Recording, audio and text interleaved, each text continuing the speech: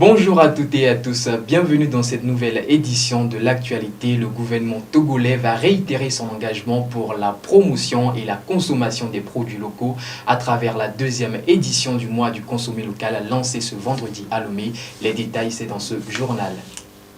La Cour constitutionnelle du Togo a rendu son verdict sur la décision du gouvernement de conditionner l'accès aux bâtiments publics par un pass vaccinal ou d'un test PCR négatif uniquement dans les préfectures du Golfe et d'Aguenivé. Les précisions, c'est donc également dans ce journal. Le temps est officiellement donné à la deuxième édition du mois du consommé local ce vendredi 15 octobre 2021, placé sur le thème compétitivité des produits et services locaux sur le marché de Zlekave. Les hostilités ont été lancées par le ministre en charge de la consommation locale, Kojo ADG, que je propose d'écouter.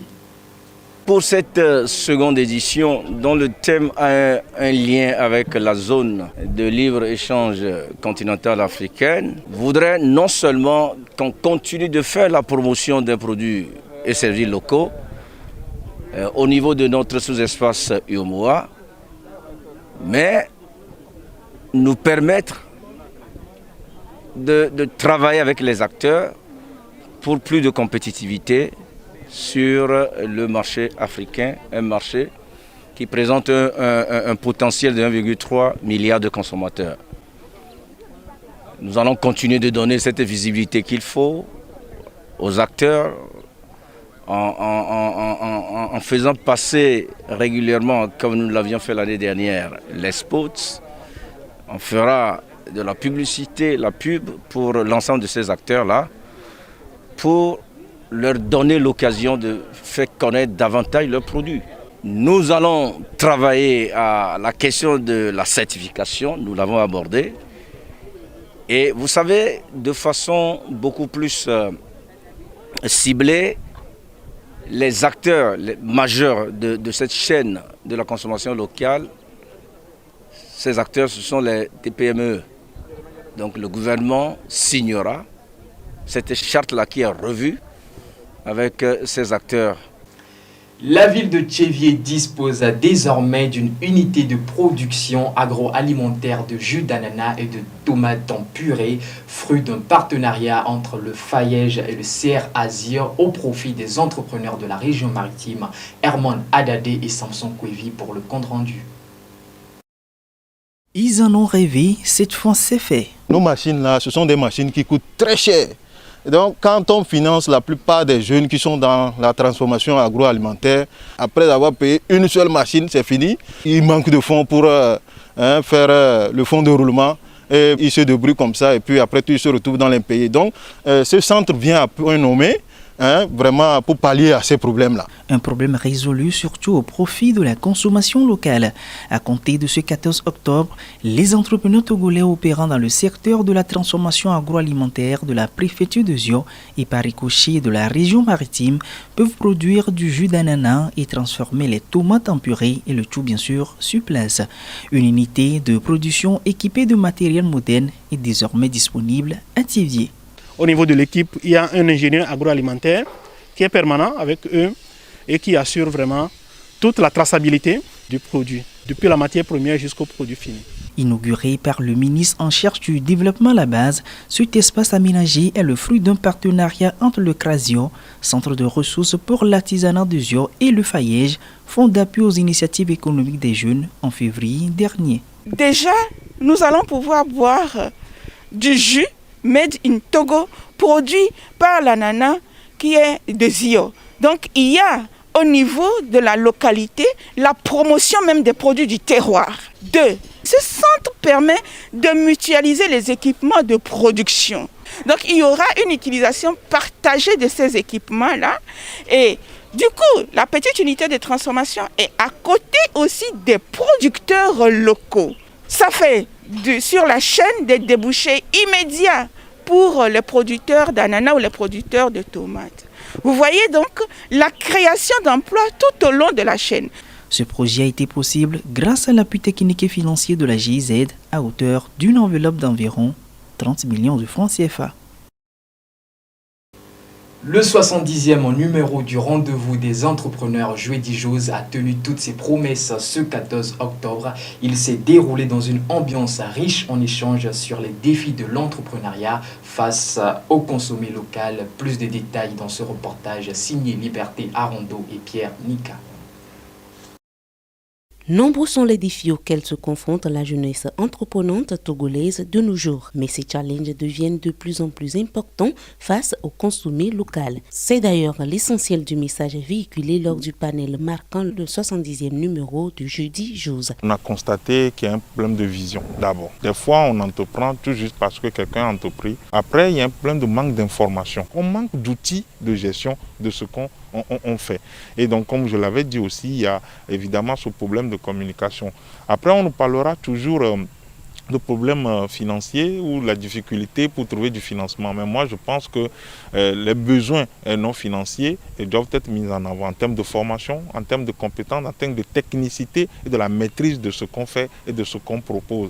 Le thème choisi pour ce numéro est l'entrepreneuriat des jeunes face aux défis du consommé local. Un thème qui cadre avec la 2e édition du mois du consommé local au Togo. Depuis que le mois du consommé local est lancé, nous constatons un engouement dans la consommation de nos produits locaux. Quelle que soit la motivation de l'entrepreneur, s'il ne vend pas ses produits, il ne peut pas avoir la motivation de continuer. Et donc, ce thème qui est développé ce soir nous a permis de nous entretenir avec les jeunes sur les stratégies à mettre en œuvre pour saisir cette opportunité du mois du consommé local, partant de la qualité du produit qu'ils vont mettre sur le marché, les emballages et également le prix et les différentes stratégies de communication. La rencontre a été riche en échanges et partage de connaissances. Un quiz a également permis à certains participants de repartir avec des prix constitués bien évidemment de produits locaux.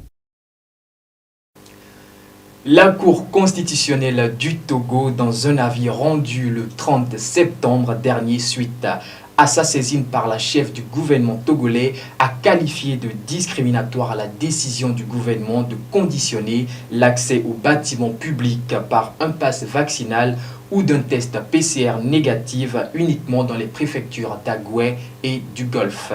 Elle explique que ce projet d'ordonnance porte atteinte au principe d'égalité prévu par l'article 11 de la Constitution togolaise.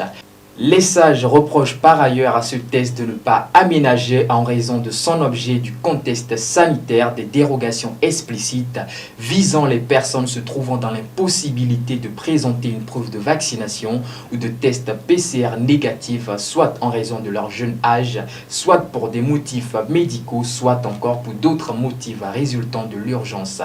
Toutefois, il est à noter que la Cour constitutionnelle togolaise ne remet pas en cause la pertinence de cette mesure. L'ONG Initiative des Jeunes pour le Développement IJD et l'Association des ressortissants du canton de Bolou volent au secours des élèves et du corps pédagogique du lycée d'Alokwebe. Ils ont doté l'établissement public d'une bibliothèque inaugurée ce jeudi 14 octobre. Les précisions de l'événement, c'est dans ce reportage. Une nouvelle ère se profile à l'horizon pour les élèves et le corps pédagogique du lycée d'Alokwebe. L'établissement public, situé à 15 km de la ville de Tchévié, a été doté d'un nouveau bâtiment, un tout nouveau qui abrite désormais une bibliothèque inaugurée ce 14 octobre 2021. Ce don s'inscrit dans la logique d'une longue série d'initiatives visant à faire la promotion de la culture de l'excellence, et ceci en milieu scolaire au sein de la communauté de Bolou. Nous avons fréquenté cet établissement avec d'énormes difficultés. Et aujourd'hui, nous avons pensé qu'il est important que nous puissions donner un coup de main à nos jeunes frères, à nos enfants qui sont ici. La bibliothèque vient maintenant aider le lycée à avoir un espace de documentation pour que les enfants puissent mieux étudier et évoluer dans leurs études. Donc, nous avons aussi équipé la bibliothèque de photocopieurs, d'ordinateurs, pour que les travaux pédagogiques et bureautiques administratifs puissent être réalisés dans les meilleures conditions. Et nous pensons que de cette façon-là, les élèves vont mieux étudier pour que d'ici peu, nous ayons assez de cadres pour vraiment le développement de notre canton. Tenant compte des différents défis auxquels faisait face l'ensemble du corps pédagogique du dit établissement, ce don semble être une véritable œuvre salutaire. C'est un sentiment de joie qui m'anime. Et les conditions dans lesquelles nous travaillons ici sont très difficiles. Pour photocopier une page, pour chercher un document, il faut aller souvent à Tchévié. Et la route dans le Kogbe à Tchévié, vraiment, parfois, c'est pratiquement impraticable. Et nous faisons ces allers-retours pour pouvoir travailler. Aujourd'hui, on nous a doté d'une bibliothèque avec beaucoup de documents. Ça va nous faciliter la tâche et puis les matériels de bureau pour nous permettre de travailler dans les meilleures conditions.